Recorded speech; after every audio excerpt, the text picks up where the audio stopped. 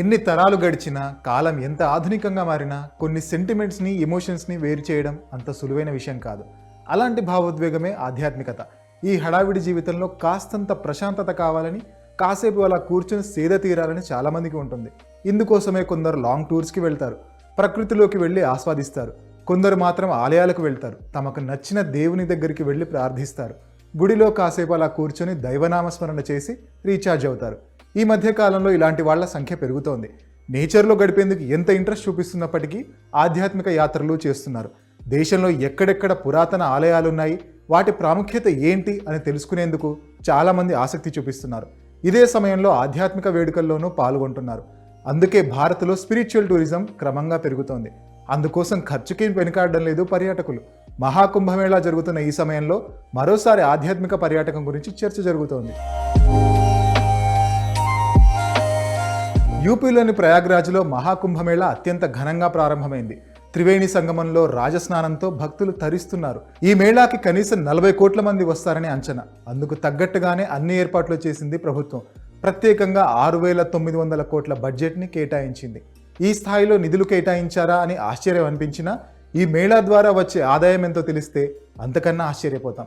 Confederation of All India Traders లెక్కల ప్రకారం ఈ మహాకుంభమేళా ద్వారా దాదాపు 25,000 కోట్ల టర్నోవర్ జరగనుంది.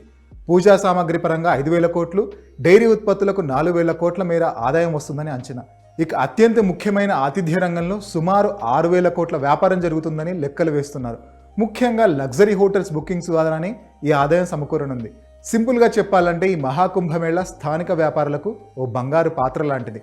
మరో కీలక విషయం ఏంటంటే ఈ మేళాకి వచ్చి 40 కోట్ల మంది సగటున 5,000 రూపాయల చొప్పున ఖర్చు చేస్తే దాదాపు 2 లక్షల కోట్ల ఎకానమీ జనరేట్ అవుతుంది.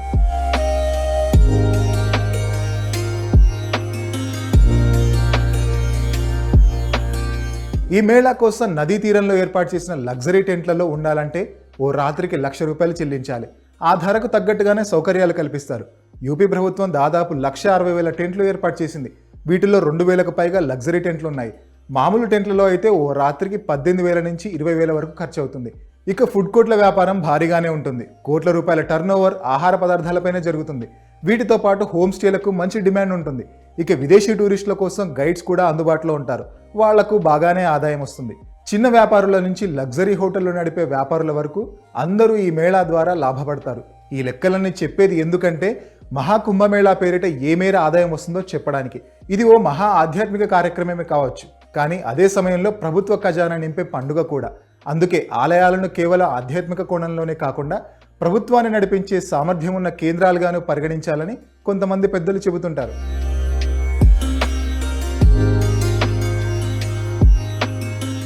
ఆధ్యాత్మిక పర్యాటకానికి ఇలాంటి మేళాలు, ఉత్సవాలు రెట్టింపు ఉత్సాహాన్ని ఇస్తాయి. ఈ రకంగా చూస్తే మహాకుంభమేళాతో పాటు అయోధ్య గురించి మాట్లాడుకోవాలి. గతేడాది జనవరిలో అయోధ్యలో బాలరాముడి ప్రాణప్రతిష్ఠ ఘనంగా జరిగింది. ప్రధాని నరేంద్ర మోదీ చేతుల మీదుగా ఈ మహాక్రతువు పూర్తయింది.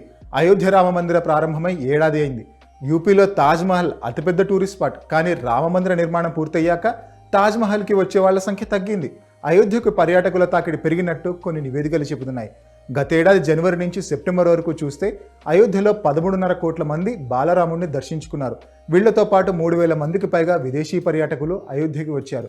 రాముడి జన్మస్థలంగా అయోధ్యకి ఓ పవిత్రత ఉంది. పైగా రామమందిర నిర్మాణము పూర్తవడం వల్ల ఈ నగరానికి పర్యాటకుల సంఖ్య పెరుగుతోంది.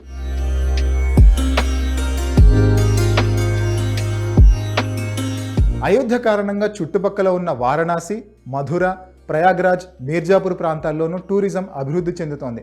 వారణాసిలో ఏడాది కాలంలో 1,84,000 మంది విదేశీ పర్యాటకులు వచ్చారు. వీటితో పాటు యూపీలోని బుద్ధిస్ట్ సర్క్యూట్గా ఉన్న కుషీనగర్కి పర్యాటకుల తాకిడి పెరుగుతోంది. అంటే ఏ రకంగా చూసినా ఆధ్యాత్మిక పర్యాటకం ప్రజల్లో భక్తిభావం పెంచడంతో పాటు ఆదాయాన్ని అందిస్తోంది. ఇప్పుడు జరుగుతున్న మహాకుంభమేళాతో ఈ టూరిజం మరింత అభివృద్ధి చెందే అవకాశం ఉంది.